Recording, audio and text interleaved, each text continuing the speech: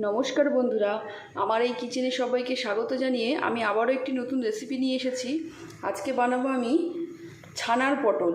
তার জন্য এখানে কেটে নিয়েছি, আদা ছিলা করে পটল ছাড়িয়ে নিয়েছি, নিয়ে আমি মাঝখান থেকে এই যে চেলা করে দিয়েছি। এখানে আমি 5টা পটল নিয়ে নিয়েছি। এখানে আছে ছানা, এখানে আছে আদা বাটা, আদা, টমেটো, কাঁচা লঙ্কা। এখানে মিক্সির জার নিয়ে নিয়েছি। এখানে আমি দিয়ে দেবো আদা কুচি, লঙ্কা, আর দিয়ে দেবো কেটে রাখা টমেটো। এগুলোকে দিয়ে আমি সুন্দর একটা পেস্ট বানিয়ে নেব। দেখুন আমি ফ্রাই প্যান বসিয়ে দিয়েছি। এবার আমি দিয়ে দেবো সাদা তেল।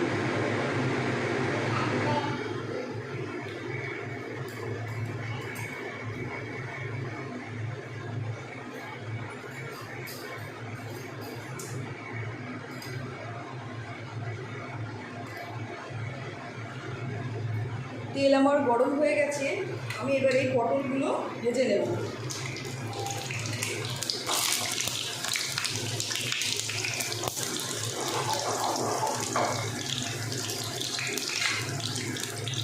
আমি এই পটলের মধ্যে দিয়ে দেব সামান্য একটু হলুদ গুঁড়ো,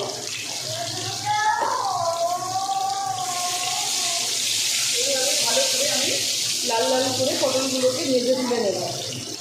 দেখুন পটলগুলো আমার ভেজে নেওয়া হয়ে গেছে, আমি এবার এটা নামিয়ে নেব।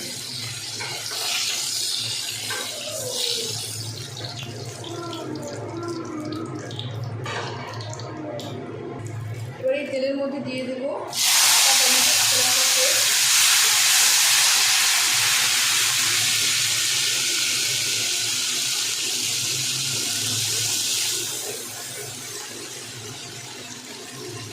এবারে দিয়ে দেবো একটু হলুদ,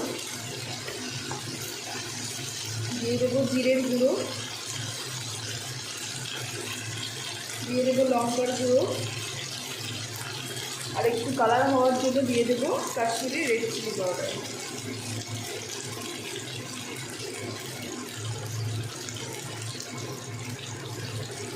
দিয়ে দেবো একটু সামান্য চিনি,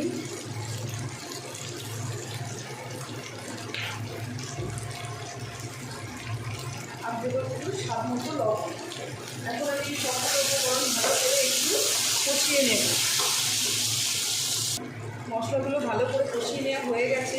এখন আমি দিয়ে দেবো এই যে ছানা, এটাকে দিয়ে একটু আমি কষিয়ে নেব। এবার আমি এর মধ্যে দিয়ে দেবো ভেজে রাখা পটল। এগুলো পটলটা দিয়ে আমি আরও কিছুক্ষণ ভালো করে একটু কষিয়ে নেব, নিয়ে আমি জল দিয়ে দেব। এখন আমি এর মধ্যে দিয়ে দেবো কাসুরি মেথি।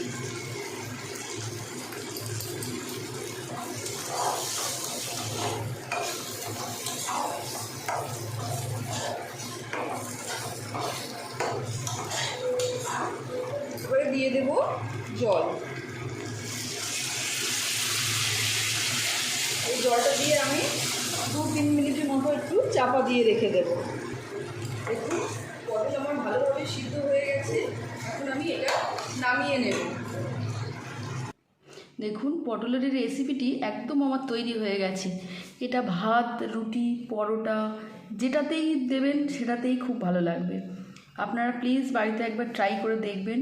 আমার এই রেসিপিটি কেমন হলো আমাকে কমেন্ট করে জানাবেন। আর like, comment, share and subscribe করে পাশে থাকবার অনুরোধ রইল।